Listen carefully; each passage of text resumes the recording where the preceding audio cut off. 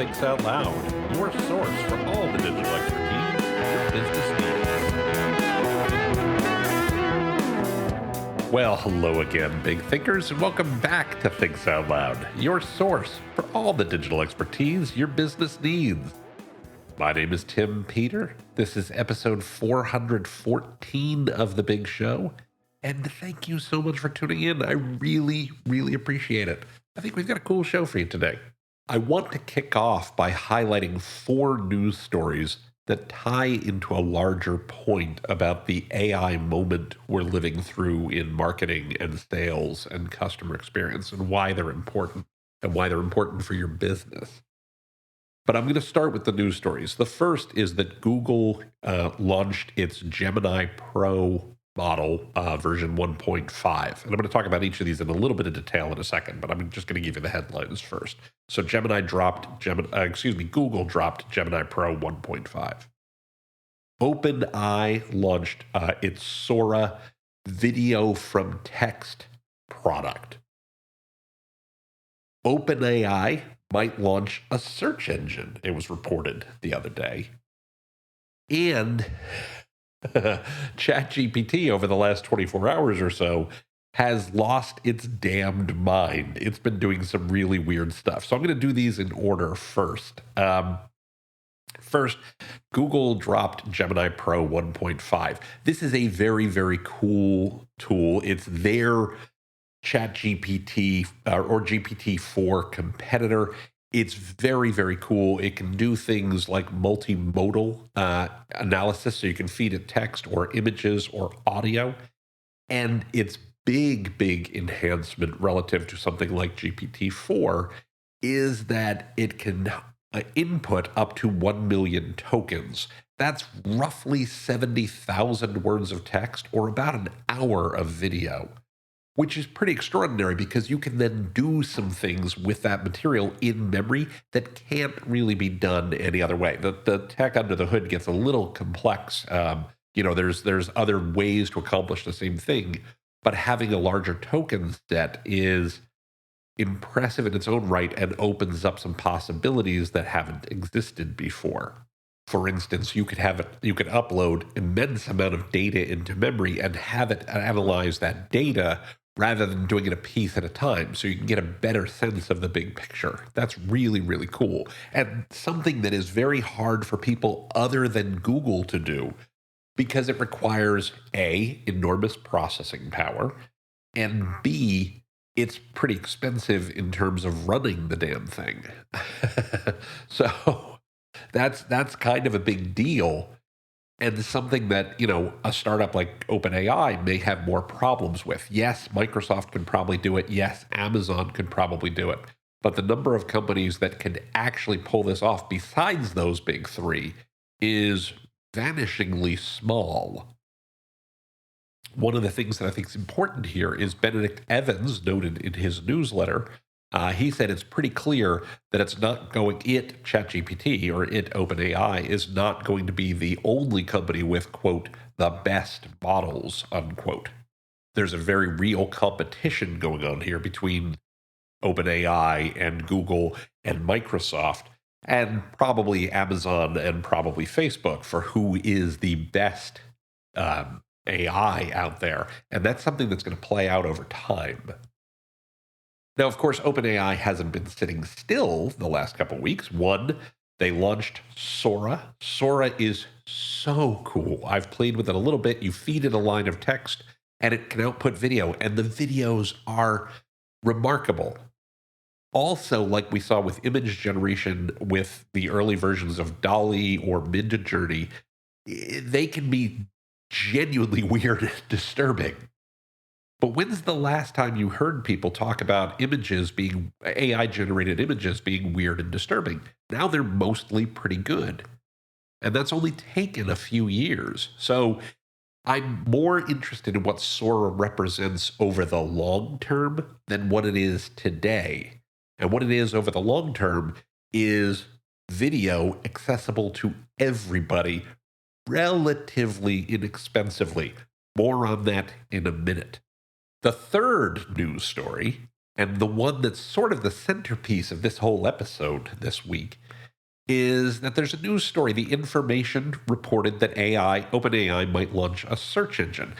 I shared this on LinkedIn, and what I said at the time was, this is a major development with broad implications for businesses that get a significant portion of their website traffic from Google.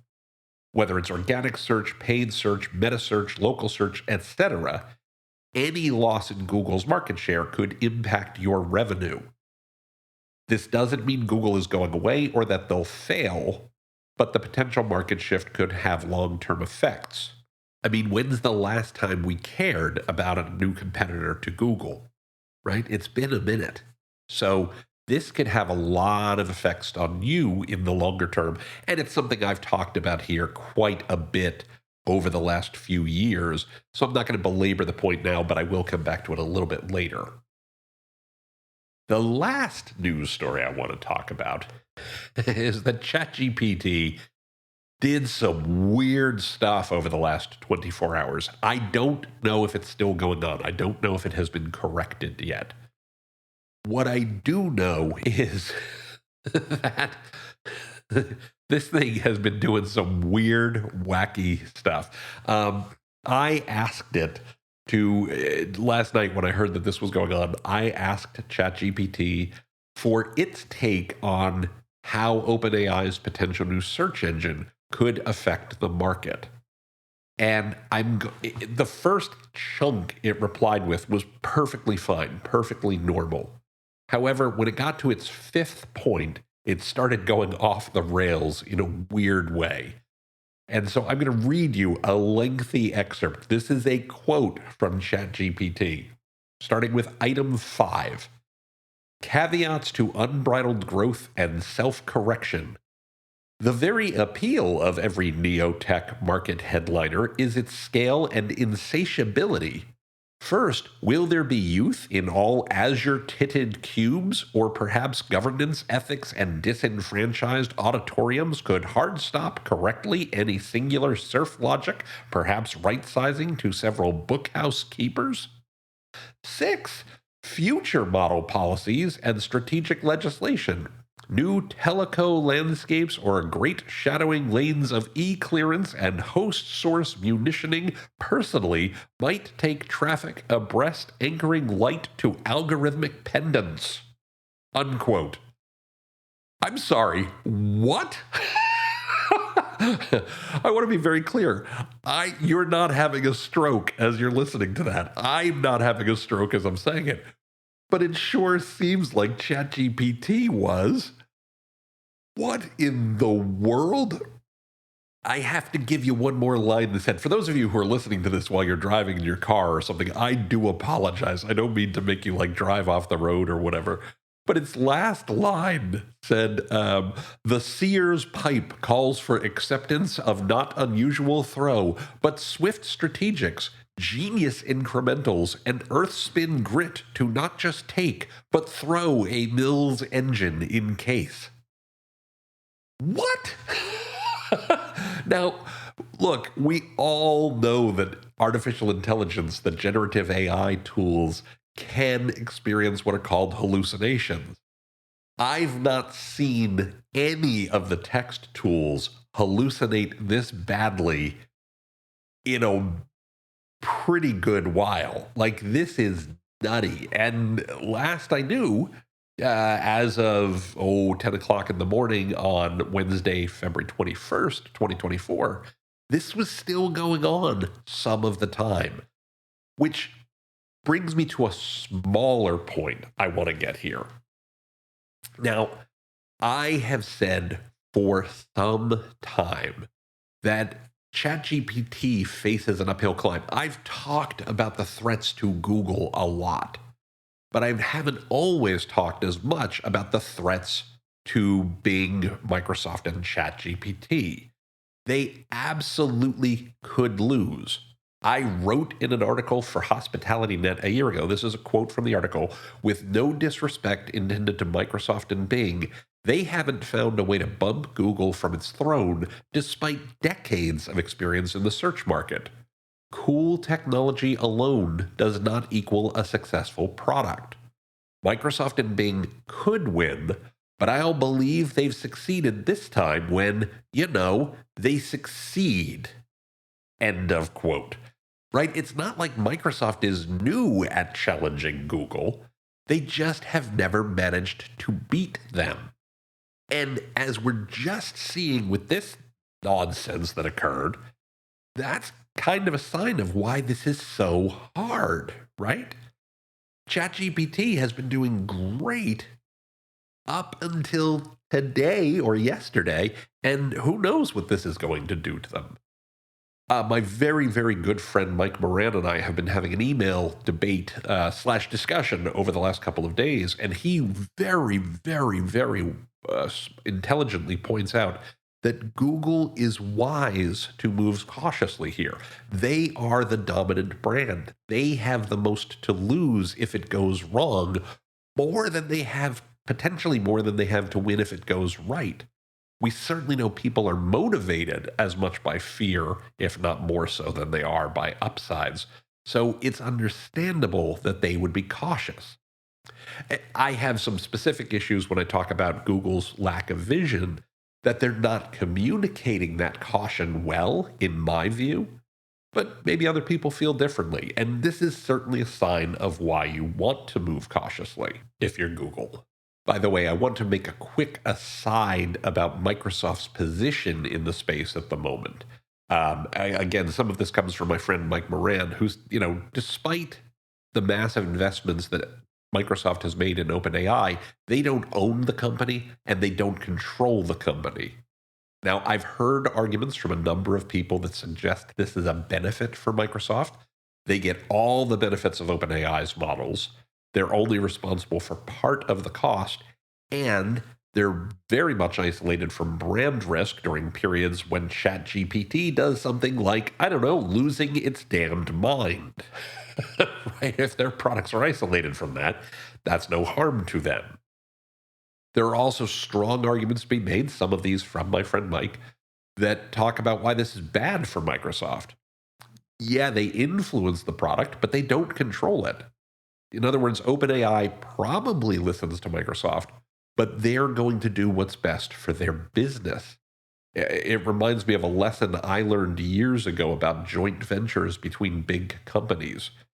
The joint venture has to exist for the benefit of the child, the joint venture itself, not the benefit of its parents, the companies that are jointly partnered on this thing.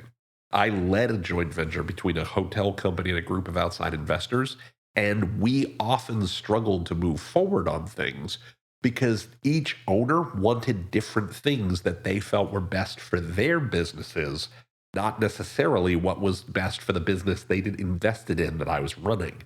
It can be really, really icky and frustrating if you have to deal with it every day. Trust me, this one I know. In any case, Microsoft is playing a very different game than Google, and it's going to be interesting how this shakes out over the intermediate term, right? The benefits might turn out to be benefits. The downsides might turn out to be downsides. Probably a little bit of both, but we're going to have to see what happens there. We know for sure that it's going to be a different reality than what Google's going through. And just to close the loop on why Google is so tough to beat, as I posted in a comment on that LinkedIn thread I referenced earlier, I doubt Google loses right away, if at all. Not only do they have as much or more data than anyone else, they've got immense amount of processing horsepower available, a generally great brand, and a war chest of more than $100 billion in cash on hand. By the way, that's billion with a B. That's a lot of money. They're going to be really tough to unseat. Okay, so I said that these 4 news stories all had one common theme. And the common theme, the thing that I think you should be taking away from this, is the pace of innovation that we're seeing, and specifically the pace of technology innovation. I'm putting emphasis on the words technology innovation because we haven't yet seen innovation in business practices or business models. To me, when I look at what we're seeing right now, It looks a bit like the dot-com boom all over again. It's really hard to know where we are in big picture terms because everything is changing so fast. And I'd equate where we are at the moment to the internet maybe in 1997 or 1998. There's lots of cool technology. There's some cool products. And really only a handful of businesses, if that, that make any sense yet. Again, I refer to my point about Bing not yet beating Google. They've got good tech, but we're not sure if it's a good product yet. ChatGPT is good tech. We're not sure if it's a good product yet. Google is taking a deliberate pace with its product. I don't know what it's doing in terms of its tech. When I talk about their lack of vision, part of this is articulated vision. It's what are they saying out loud? Maybe the product ideas they have are phenomenal, but they haven't talked about them yet. They're still talking about the tech. Now, just to be clear, I said earlier, and I'm going to say this again, good technology does not equal a good product. That's the place where many companies have failed. And we saw this a ton during the dot-com boom, right? There was a company called pets.com that essentially today is Chewy. But what they hadn't figured out was how do we actually deliver things like dog food economically? And so they burned through a ton of money and went out of business. There were companies like, flues.com that was digital currency. There were companies like, who am I trying to think of right now? Webvan that did grocery delivery, right? All of these are things that exist today, but not the companies because they didn't figure out how to make a business out of what they were offering. Yes, Google brought in really great search products, but also they brought in a really great business model with their ads and with AdSense, with AdWords, because that actually paid for all this and has made them an incredibly successful business. We'll see whether Microsoft or OpenAI is able to monetize generative AI in the way that Google monetized search and is able to turn it into a business in the same way.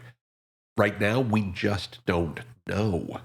So that's something you really want to be clear about. The other reason that right now it's tough to predict exactly where we are is things are moving so fast. My analogy that right now we're in 1997 or 1998 is we don't know if next year is going to be 1999 or if it's going to be 2004 or if it's going to be 2011, right? Things are just changing that fast. What's definitely true is that we are in a gold rush right now. And as you all know, in a gold rush, the big winners are the people who sell picks and shovels. So when we start to think about who's likely to win in the AI moment or wherever we end up with AI, at least for now, the big winners are the folks you would expect it is. It's OpenAI, it's Microsoft, it's Google, it's Amazon, right? It's the people I was talking about over the last couple of weeks. I've been slagging Google like crazy. They're also not exactly, collapsing under their own weight. My point has not been that Google will fail. My point is that they don't have as clearly articulated a vision as the other folks out there. And if they fail, that there is a playbook by which that's going to occur that they appear to be following. We'll see if that holds true, right? They're still in a very, very, very powerful position. They have long since figured out how to productize cool technology. And it's very clear that Microsoft has a clear vision of how to do that. And I think it's pretty clear that OpenAI and Amazon have a pretty clear way of how to do that. So we're going to see the dominant players probably remain dominant.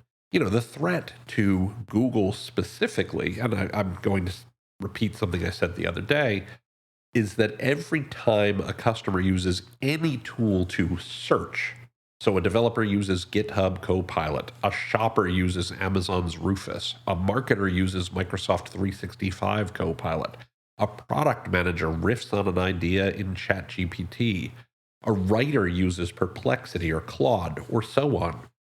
That's potentially a lost click for Google and lost revenues for Google.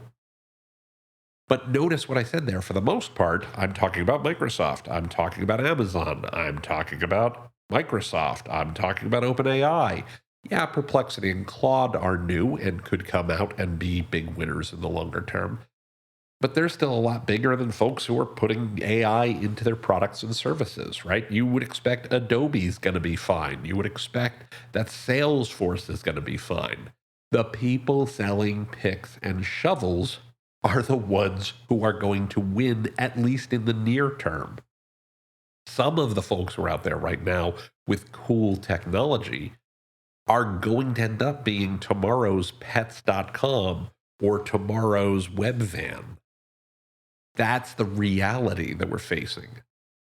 And until things shake out a little more, I would still bet on the people who hold the picks and shovels, which brings me to my largest point, and the one that I talk about all the time, which you've heard me say a million times on this show, that gatekeepers gonna gate. Notice who we're talking about in this. We're talking about the big tech folks. We're talking about the folks who are gatekeepers to you. And we're talking about the folks who get between you and your customer pretty much all the time. And if you're not thinking about how do I connect with my customer beyond the gatekeepers, beyond big tech, you're setting yourself up for a lot of trouble. I've given a scenario a number of times on various episodes of the show where I talked about Google losing just a handful of points of market share. If you think about it, search that comes in at the top of funnel, information of search, means that's 5% of site visitors you can't retarget. It means your email list doesn't grow as fast. It means your ABM campaigns have less data to build from. It means that either you have to spend more to attract awareness and interest in your product or service, or you have to place your product on places like Amazon or Google Product Search or somewhere else. In either case, you're spending money with big tech. They win, you lose, at least a little. I think of companies I've worked with that get at least 5% of traffic from informational search that I'm reasonably confident turned into revenue later. Certainly a lot more than 5% of traffic, and probably at least a bit more than 5% of revenue. And it doesn't matter whether you're a $1 billion company or a $10 million company, 5% at minimum is still a lot of money. Nobody likes telling their boss that they missed forecasts, even by, as little as 5%. It's not a good place to be. So it comes back to, how are you building connections with your customers independent of big tech? How are you building connections with customers so that regardless of whether they're using search or they're using AI or they're using whatever else comes down the pike someday, they still are looking for you. They are still connecting with you. They are still engaging with your brand and your business in a way that works for you. Because the other thing that we know about gold rushes is sometimes they're busts at the end. And you don't want to be the one holding a bunch of picks and shovels that you no longer need and having to turn back to the same company store you bought them from, trying to find the next thing that will help you dig for gold. That's a losing strategy in the long term, and one that you absolutely want to avoid, no matter what next week's headlines happen to be. So we've had a really cool week for big tech. We've had a really cool week in AI. There have been lots of amazing news stories. So yeah, cool technology is really cool. Cool products are better, and cool businesses are best of all. If we're in a gold rush, try to make sure you're selling picks and shovels at least to your customers so that they go looking for you and you end up being a cool business no matter what happens with tech or the news around it. Now, looking at the clock on the wall, we are out of time for this week. I want to remind you that you can find the show notes for this episode, as well as an archive of all past episodes, by going to timpeter.com/podcast. Again, that's timpeter.com/podcast. Just look for episode 414. Don't forget that you can click on the subscribe link in any of the episodes that you find there to have Thinks Out Loud delivered to your favorite podcatcher every single week. You can also find Thinks Out Loud on Apple Podcasts, Spotify, YouTube Music, anywhere fine podcasts are found. I would also very much appreciate it if you could provide a positive rating or review for the show whenever you use one of those services. If you like what you hear on Thinks Out Loud, if you enjoy what we talk about, if you like being part of the community that we're building here, please give us a positive rating or review. Reviews help other listeners find the podcast. Reviews help other listeners understand what Thinks Out Loud is all about. They help to build our community, and they mean the world to me. So thank you so much for doing that. I very, very much appreciate it. You can also find Thinks Out Loud on LinkedIn by going to linkedin.com/TimPeterAndAssociates. You can find me on Twitter or X or whatever you want to call it this week by using the Twitter handle @TCPeter. And of course, you can email me by sending an email to podcast@timpeter.com. Again, that's podcast@timpeter.com. Finally, and I know I say this every single week, I do truly want you to know how thrilled I am that you keep listening to what we do here. It means so much to me. You are the reason we do this show. You're the reason that Thinks Out Loud happens every single week. So please, keep your messages coming on LinkedIn. Keep hitting me up on Twitter, sending things via email. I love getting a chance to talk with you, to hear what's going on in your world, and to learn how we can do a better job building on the types of content and community and information and insights that work for you and work for your business. So with all that said, I hope you have a fantastic rest of your day.